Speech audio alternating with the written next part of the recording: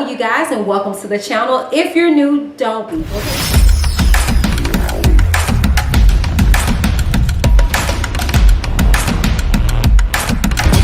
I'm Whitney. Keep it cute, get the boot. Your girl, as whack as she is in all her glory, was in the New York Times.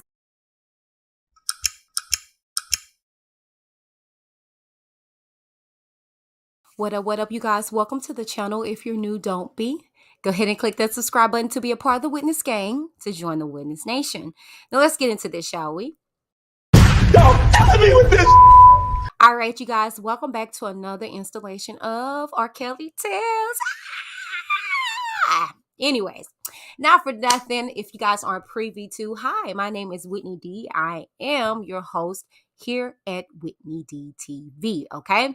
And while you have the time, please head on over to WhitneyD TV 2.0, where I get into a little more deep dives and do a little more deep thinking over there, okay? The channel is slowly but surely developing, so please support your girl by heading on over to my second channel, okay? Now, as I spoke on the other day with you guys, I am in preparation of my fashion show here in Dallas, Texas, that's taking place on May 21st of next month. So I am going to be a little incognito here lately because, and just coming on live a little bit less and less until everything gets said and done with the show, because I'm trying to focus and prepare. So without further ado, this is a pre-recorded. So, hey, you guys in the chat, hey, you guys in the comments, let's go ahead and get into everything, okay? Now, if you guys aren't aware of what's going on, I always like to give a quick synopsis or an update in regards to what's going on, okay, with R.Kelly's trial and appeal process, okay? Not for nothing, R.Kelly is full steam ahead on his way to schedule sentencing for June 16th of this year at 10 a.m. in New York, okay?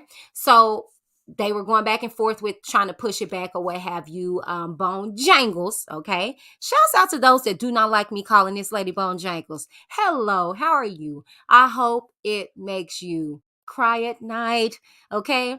But I had a lot of people stating like, you know, her name is Bonjean. I know the woman's name. How would you feel if somebody called you out your name and they knew your name? Not no way, baby. Not no way, because I know my name. So it don't matter. Anyways, not for nothing. They went back and forth with the process of trying to get this sentencing pushed back further. It was not approved. It was denied by Judge Donnelly, okay? And so it's scheduled now for June 16th. However, he is scheduled to be in the lovely place of Illinois, okay? August 1st, all right, to be in start of that trial, okay? But not for nothing, he's in the process of appealing his conviction that he received September of last year in regards to all of the different counts, you know, with all the different Jane Does, John Does, blah, blah, blah. You should know all of that. But the tea is, well, the Kool-Aid is, a big cup of Kool-Aid is that what we're waiting on now is the judge to rule in either favor of the appeal. Now, remember, Bonjangles submitted two different things. First, to get him acquitted or to get a retrial. Excuse me. So we saw the back and forth between that. Now we're in the process of waiting to see what the judge chooses, okay? The countdown with that has begun, all right? Now, the other day, Bonjangles responded to the government's submission of the pre-sentencing, okay? They thought, or they elected, that R.Kelly is sentenced to life in jail, okay? And so they put in their issues or their objections in regards to that. That is what we're going to be reading on today. That came in the wee hours of the night, okay? But without further ado, let's go ahead and get into this read, okay? So as you guys see, it was filed on yesterday, okay? And it's 15 pages, all right? So we're going to go ahead and get into this read, all right? All right. It says, Defendant Robert Kelly's objections to the pre-sentence report, okay? Defendant Robert Sylvester Kelly, by and through his counsel, Jennifer Bonjean of Bonjean Law Group, lodges the following objections to the pre-sentence report pursuant to federal our criminal P. Well, y'all see that, okay, that particular law, okay? Goes on to say, introduction. After a jury trial, defendant was convicted of racketeering and 8 freestanding Mann Act violations that are duplicative to charge racketeering acts. The charges stem from the allegations of 5 separate women: Stephanie, Jane, Geronda, Sonia, and Faith. Defendant has filed an extensive motion for a judgment of acquittal pursuant to the particular case law, a motion for a new trial, and supplemental motion for a new trial pursuant to this particular case law as well.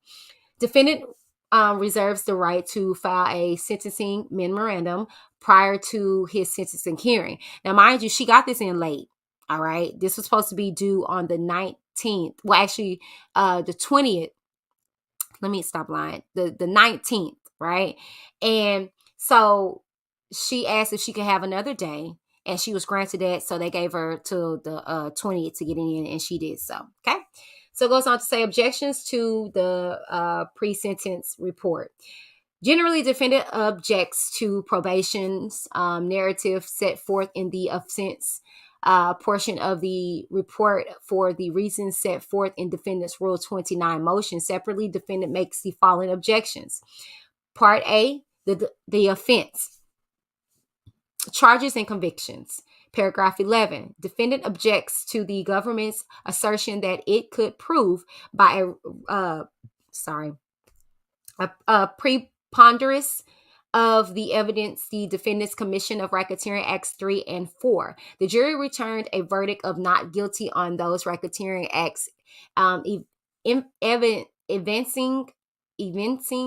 evincing, y'all see it, that it did not believe testimony from Sonia. There is no reason to believe that the jury would have credited Sonia's testimony under the lesser standard of proof.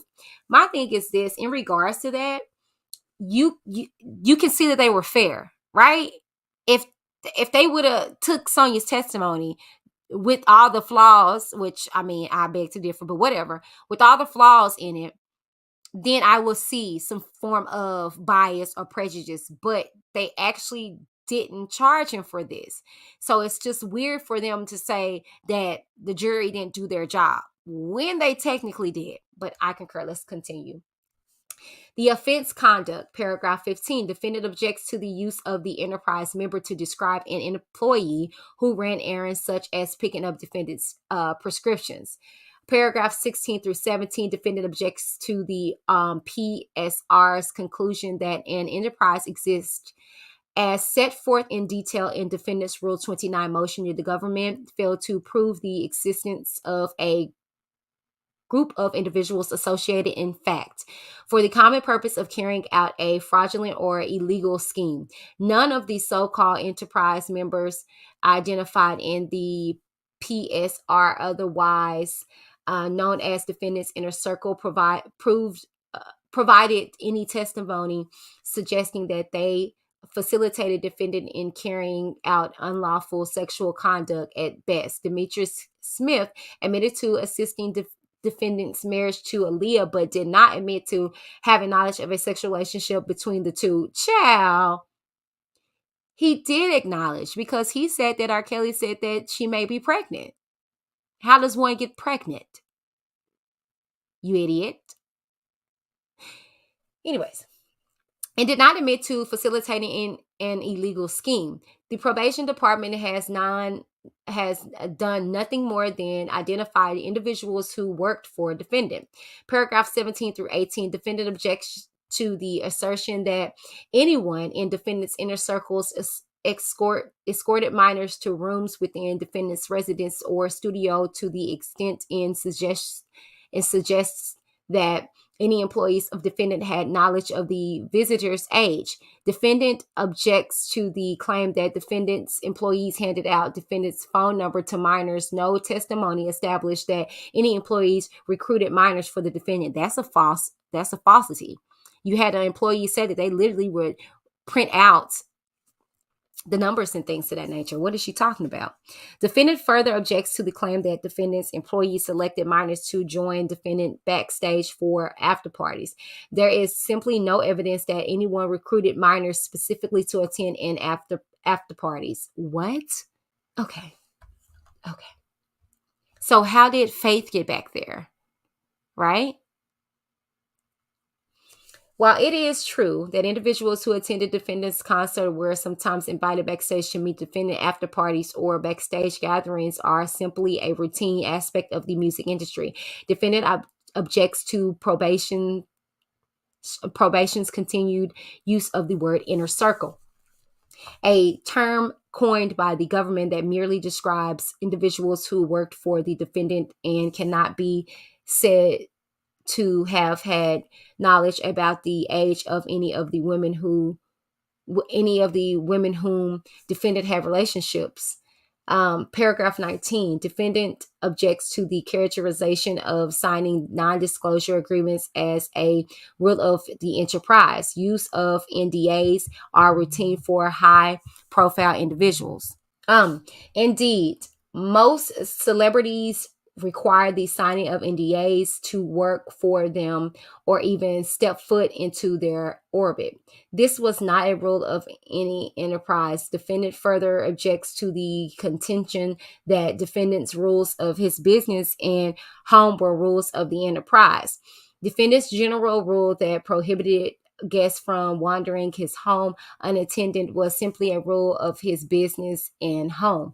Paragraph 20, defendant objects to the report's suggestion that wage disputes between the defendant and his employees was a feature of the so-called enterprise.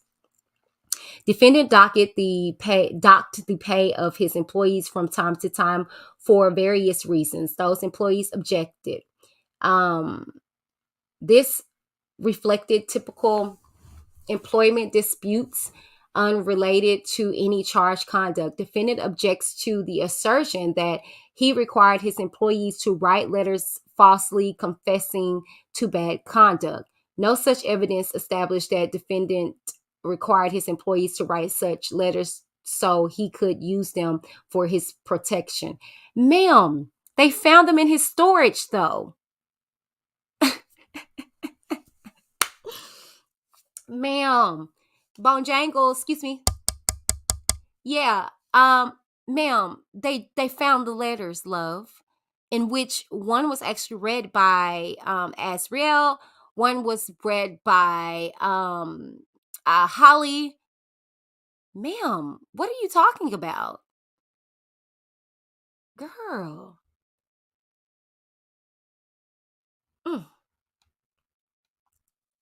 Paragraph 22. Defendant objects to the assertion that member of enterprise aided and abetted and conspired to commit certain crimes.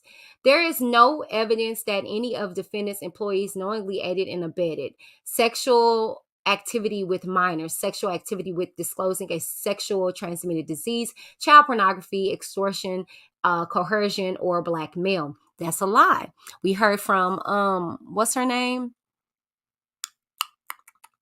We heard from a few of the employees say that, you know, they knew the girls were underage. Okay, they knew all this. And they even had signals and codes for when his wife came.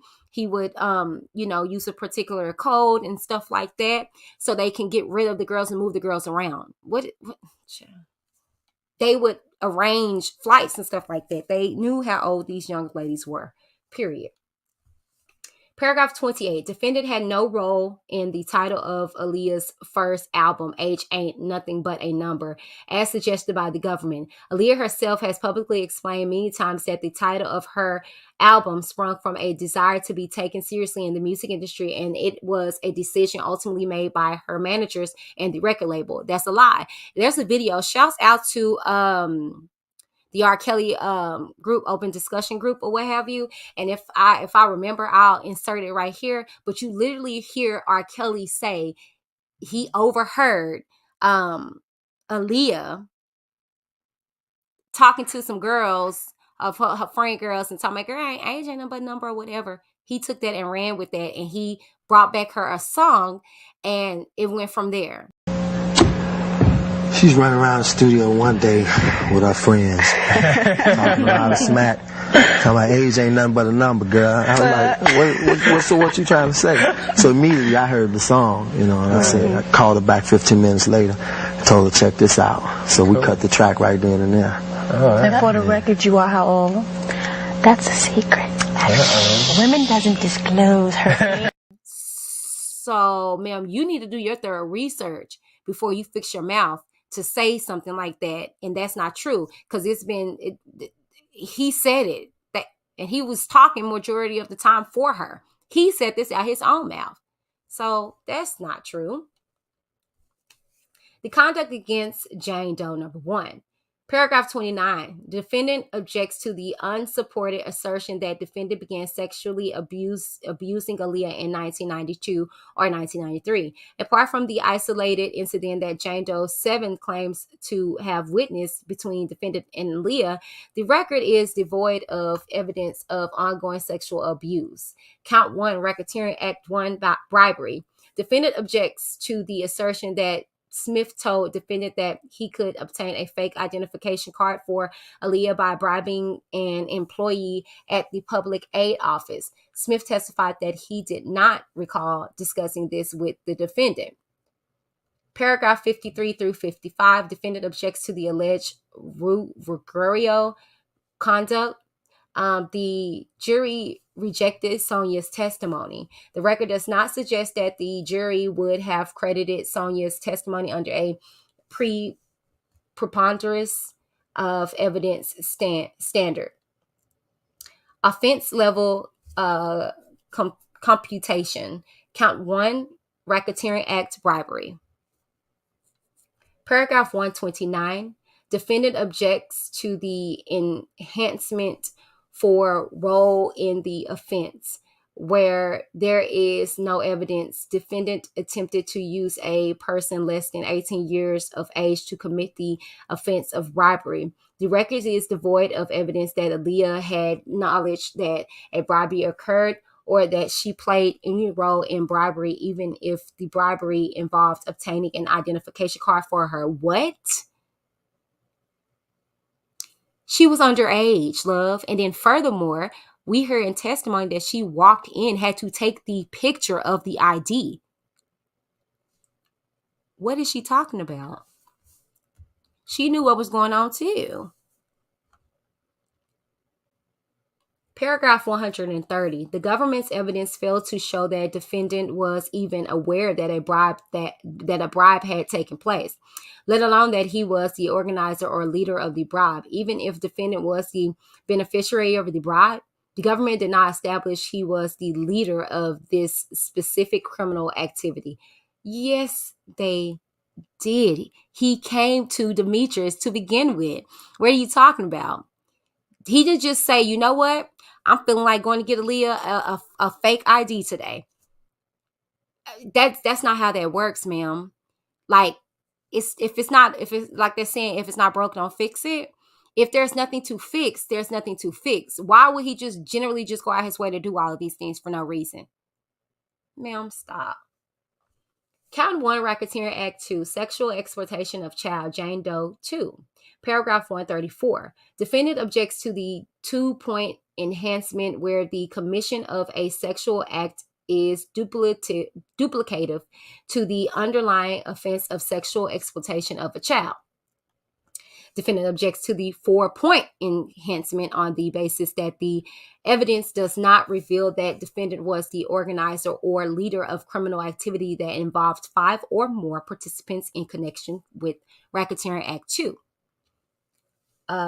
Ruggiero conduct, count Racketeering Act 3, kidnapping Jane Doe 3. Paragraph 139. Defendant objects to the consideration of so-called Ruggiero conduct. Although the government contends that it can prove the allegations involving Jane Doe 3, Sonia, by a preponderance of evidence, the evidence was presented to the jury and was rejected by the jury, presumably because the jury did not credit Sonia's testimony. There is nothing in this record that suggests that Sonia's testimony should be credited under the lower standard of proof. Paragraph 143. Defendant objects to the 4-point enhancement on the basis that the evidence does not reveal that defendant was the organizer or leader of criminal activity that involved 5 or more participants in connection with Racketeering Act 3. Gregario conduct, Count Racketeering Act 4, Mann Act, Jane Doe 3. Paragraph 146. Defendant objects to the consideration of so-called Gregario conduct. Although the government contends that it can prove the allegations involving Jane Doe 3, Sonia, the evidence was presented to the jury and was rejected by the jury, presumably because the jury did not credit Sonia's testimony. God, there's a lot of copy-paste, ain't it? A whole lot of copy-paste of mother... boop, boop, boop, boop, boop. It's a whole lot of copy-paste in this mother. Boop, boop, boop, boop. So don't say nothing when the government comes back and they copy and they paste it just like that. It's a whole lot of copy-paste in this mother. Boop, boop, boop, boop, boop. There is nothing in this record that suggests that Sonia's testimony should be credited under the lower standard of proof. Paragraph. Defendant, she just put paragraph. Rushing, baby, just rushing. Probably booked and busy. Defendant objects to the 4-point enhancement on the basis that the evidence does not reveal that defendant was the organizer or leader of criminal activity that involved 5 or more participants in connection with Racketeering Act 3. Count 1, Racketeering Act 5, Mann Act, Jane Doe 4. Paragraph 154. Defendant objects to an enhancement for unduly influencing a minor to engage in prohibited sexual conduct, as this conduct is duplicative to the elements of Racketeering Act 5 as charged. Paragraph 155.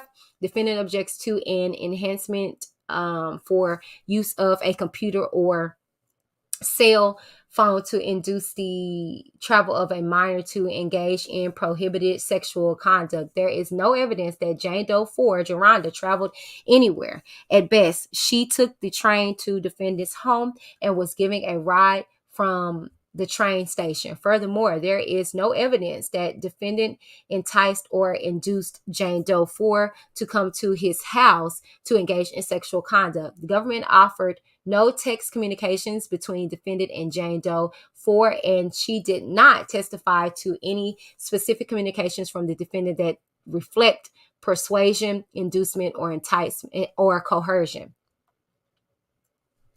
Paragraph 156. Defendant objects to an enhancement based on the commission of a sex act where the sex act is already taken into account in the Mann Act violation itself.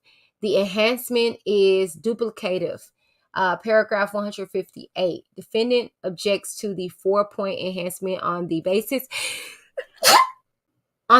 that the evidence does not reveal that defendant was organizer or leader of criminal activity that involved 5 or more participants in connection with Racketeering Act 5. Count 1, Racketeering Act 6, forced labor, Jane Doe 4. Paragraph 162. Defendant objects to probation's contention that another felony offense was committed during the commission of Racketeering Act 6, specifically sexual exploitation of a child pursuant to 2251A. Paragraph 164. Defendant objects to the 4-point enhancement on the basis that the evidence does not reveal that defendant was the organizer or a leader of the criminal activity that involved 5 or more participants in connection with Racketeering Act 6. Count 1, Racketeering Act 7, sexual exploitation of a child, Jane Doe 4. Paragraph 168. Defendant objects to the 4-point enhancement on the basis that the offense involved the commission of a sexual act by one of physical force. There is no evidence that physical force was used in connection with the Racketeering Act. The Racketeering Act involves the claim that defendant video recorded Jane Doe 4, Geronda, during sexual acts. The record is devoid of any suggested any suggestion that any recording of sex acts with Joronda involved use of physical force. So basically, you're saying that the videos that you guys saw, it doesn't seem like she's being forced. Basically, that's what this bride is saying. Paragraph 169, defendant objects to an enhancement for use of a computer or cell phone to induce the travel of a minor to engage in prohibited sexual conduct. There is no evidence that Jane Doe 4 Joronda traveled anywhere. At best, she took the train to defendant's home and was giving a ride from the train station. Furthermore, there is no evidence the defendant enticed or induced Jane Doe 4 to come to his house to engage in sexual conduct. This woman is loony. Baby, what you mean travel? Travel means going from one point A to point B. It don't matter if I walk somewhere. Okay? It doesn't matter if I walk somewhere. If I walk there, I'm traveling there. It doesn't matter if she stayed in the same city as him or up the street. It was still underage sex. It was illegal. Anyways, ciao.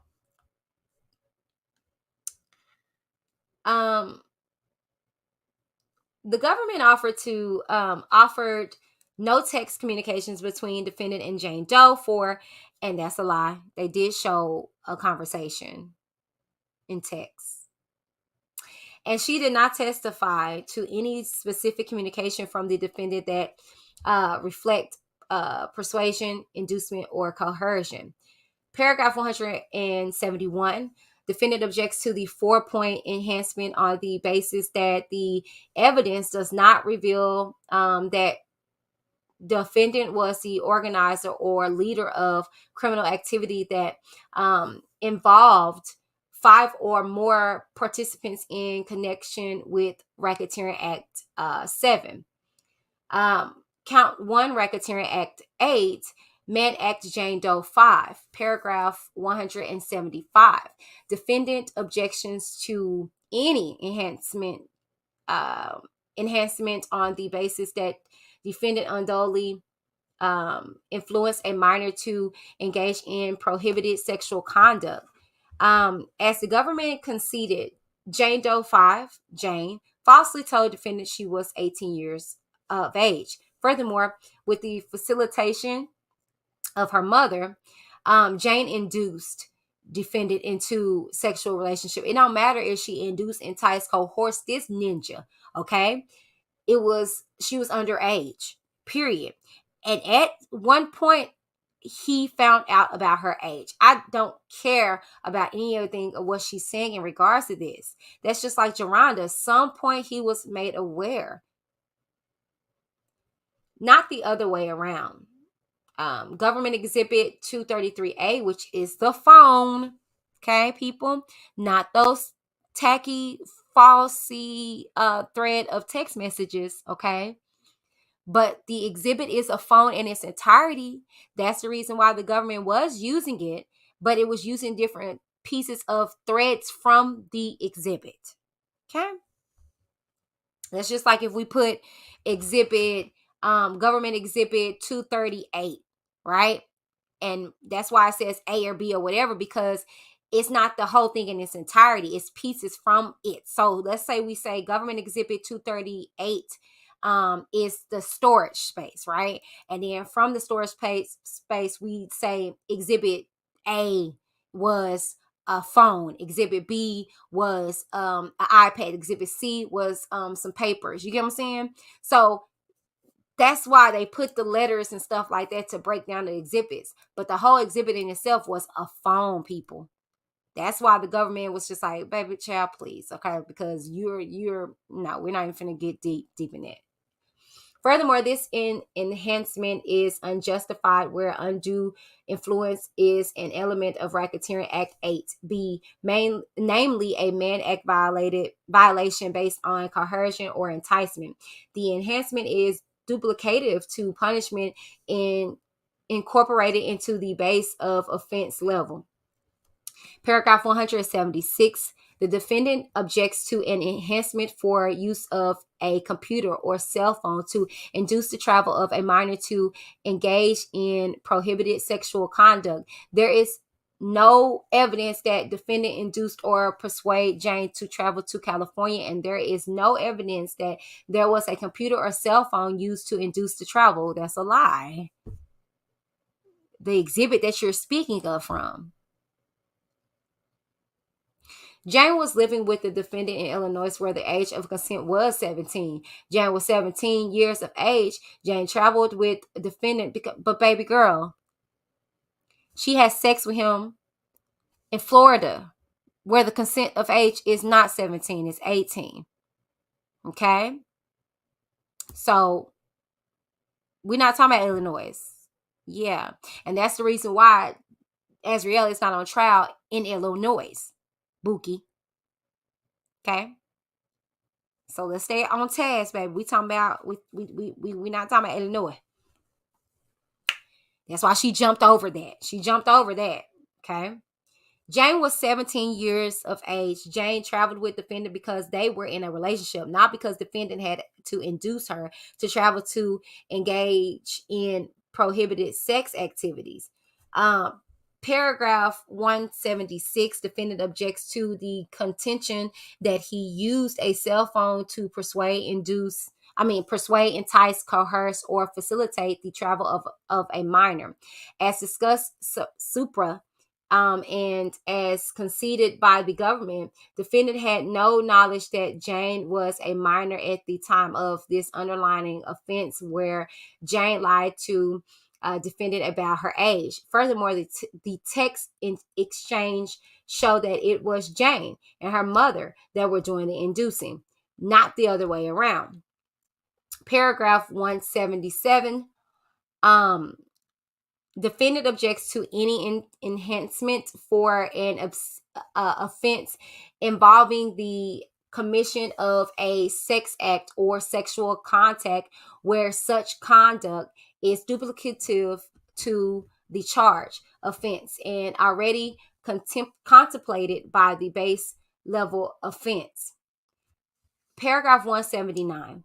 Defendant objects to the 4-point enhancement on the basis that the evidence does not reveal that defendant was the organizer or leader of criminal activity that involved 5 or more participants in connection with Racketeering Act 8. Count 1, Racketeering Act 10, sexual exploitation of a child, Jane Doe 5. Paragraph 183, defendant objects to the 2-point enhancement where the commission of sexual act is duplicative to the underlying offense of sexual exploitation of a child. Paragraph 184, defendant objects to the 4-point enhancement on the basis that the offense involved material that portray sadistic or misogynistic conduct or other depictions of violence.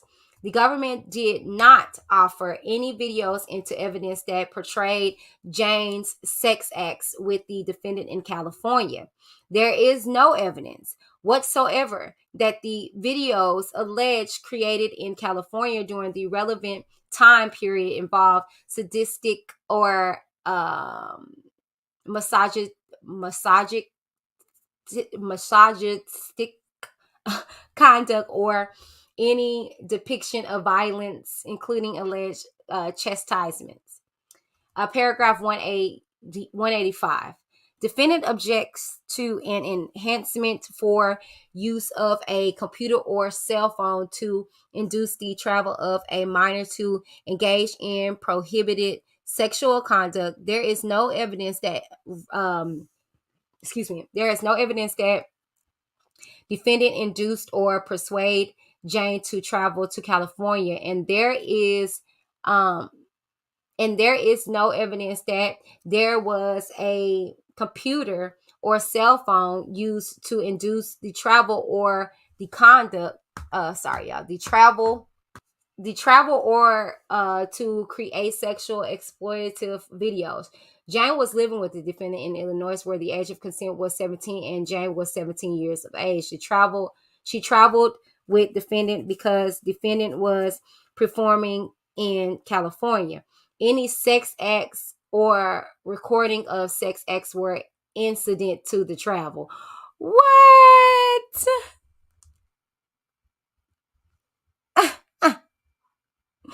I cannot. Paragraph 187.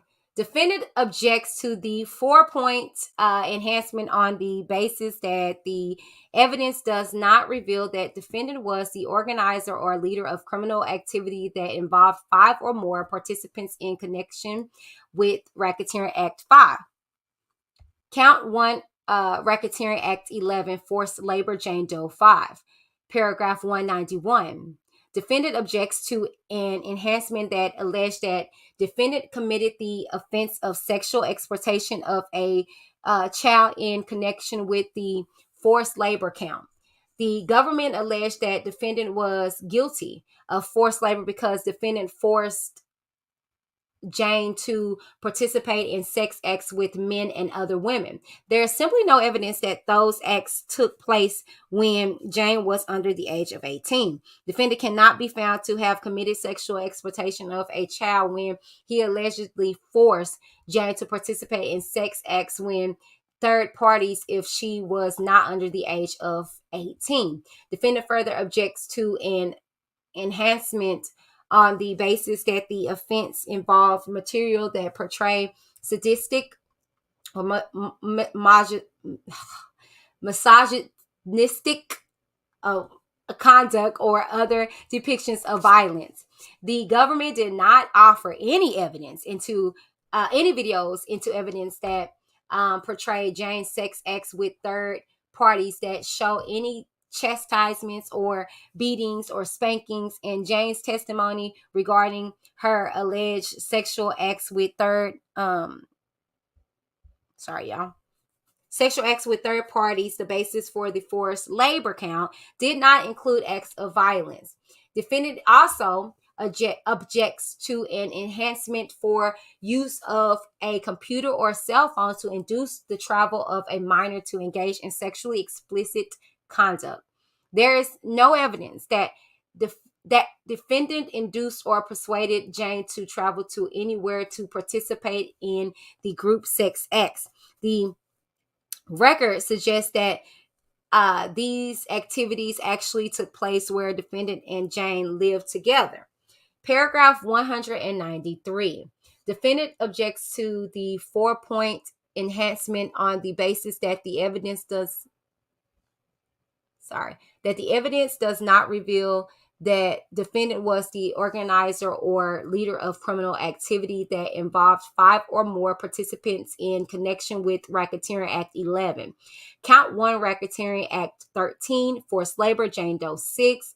Paragraph 197, defendant objects to a 2-point enhancement for brandishing a firearm. Faith's testimony established that defendant did not brandish a firearm, although she noticed the weapon.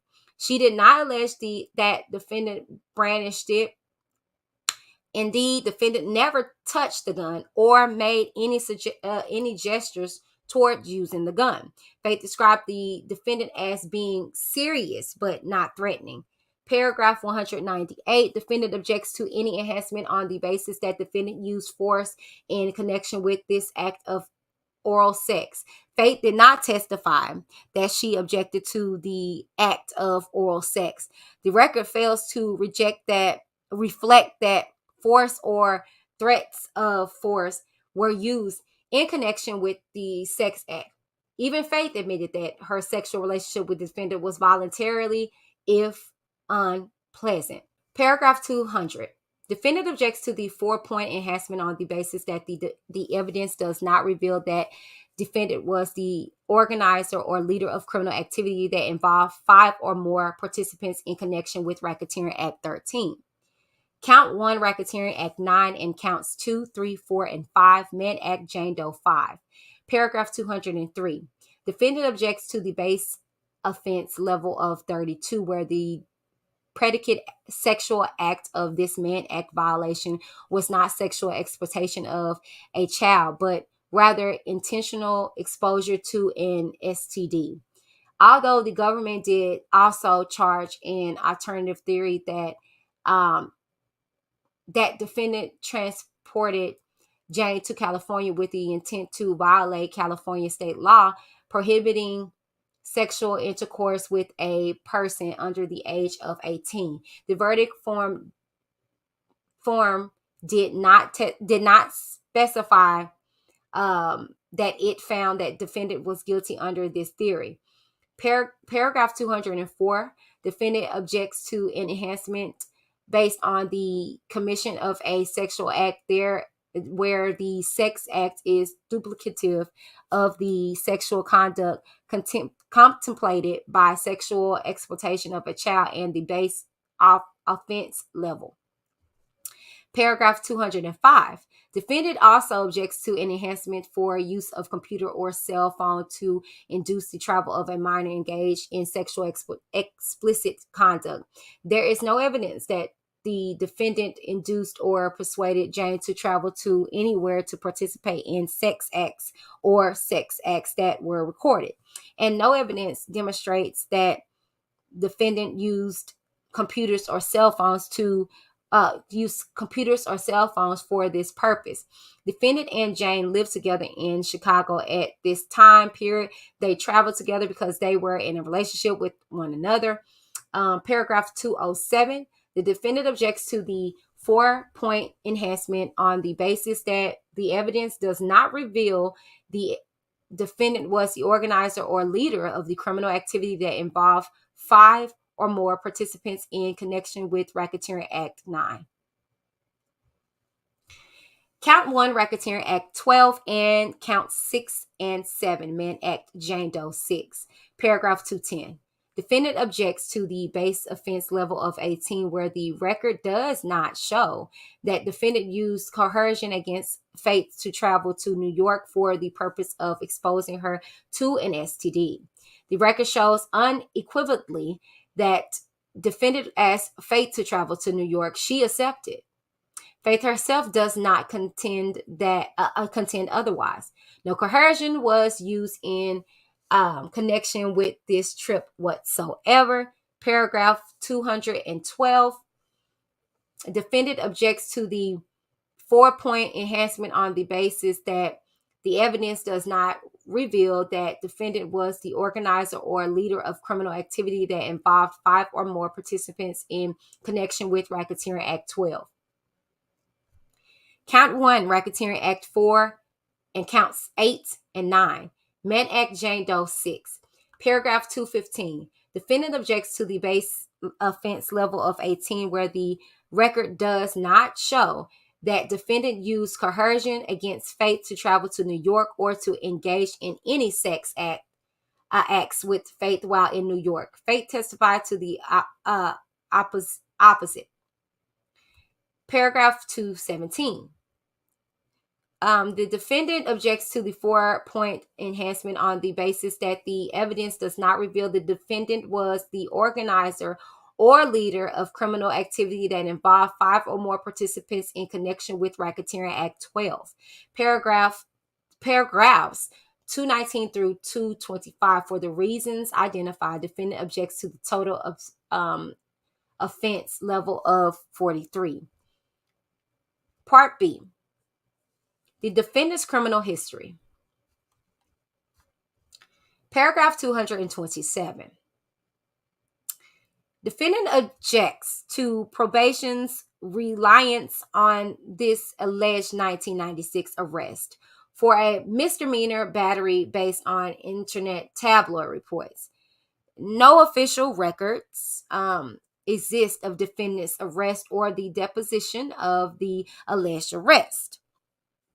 The mere presence of the arrest on a criminal history report and internet tabloid reports does not offer sufficient reliability that the offense occurred and that defendant was convicted and or sentenced to a year of probation after allegedly pleadings no contest to simply battery. Paragraphs 232 through 244. The defendant objects on the basis that that pending charges and any offenses for which defendant was acquitted are irrelevant to his sentencing in this case and impinge on the presumption of innocence. Part C. Offender characteristics. Paragraph 255, defendant objects to the extent that probation seeks to paint Joycelyn Savage as a victim. Savage is engaged in a consensual relationship with the defendant and is engaged to him.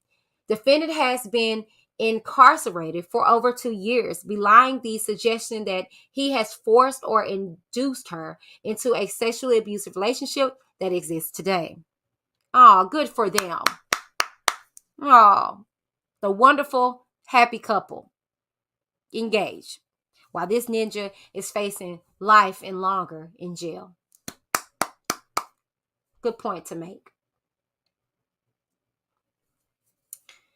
Part D, sentencing options. Paragraph 288. Now, the defendant objects to the total offense level of 43 and criminal history category of I for the reasons identified above. Now, paragraph 305, defendant objects on the basis that no enterprise existed and he did not profit from any racketeering activities associated with the non-existent enterprise. Let's see. Respectfully submitted, Jennifer Bonjean. Certificate of service. I, Jennifer Bonjean, an attorney at law, certify that I filed defendant's objection to the pre-sentencing report via ECF on April 20th, 2022. So there you have it, you guys. I fully read Bonjean's response to the report, to the pre-sentencing reports. So these are her objections. Now it's your turn. Let me know what you guys think in the comments down below in regards to all of this. Do you think that with all of this, it's going to help with his sentencing? Is it going to bring it down? Or do you think that she's going to rule in the favor of the government? So I'm not quite sure what comes after this. I think we're going to actually have to wait until June 16th to actually see what the ruling factor was overall. But not for nothing, that is it for me, you guys. Tell me what you guys think down in the comments below. While you're there, make sure you guys like, share, and subscribe to the channel if you have not done so already. And I look forward to talking to you guys on another R.Kelly Tales. All right, you guys, I'm out. Bye. Y'all killing me with this. I can't help. Robert.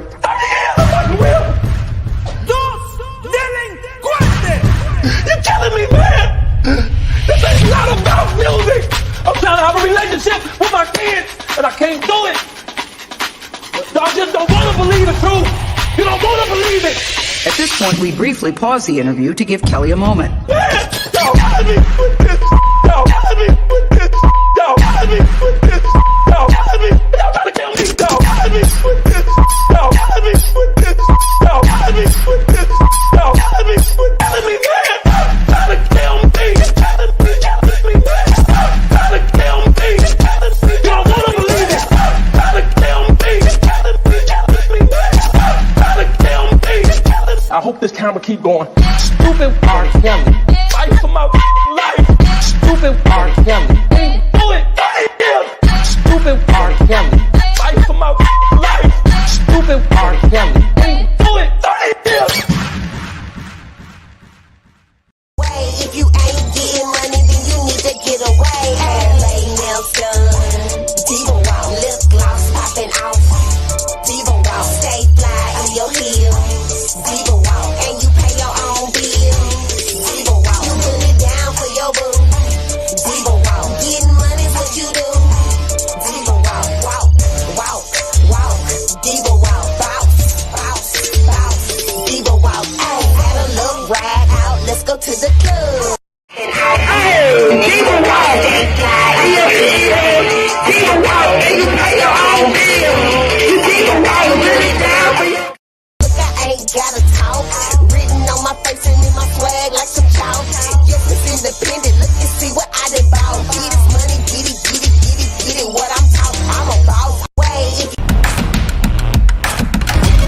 Whitney. Keep it cute or get the boot.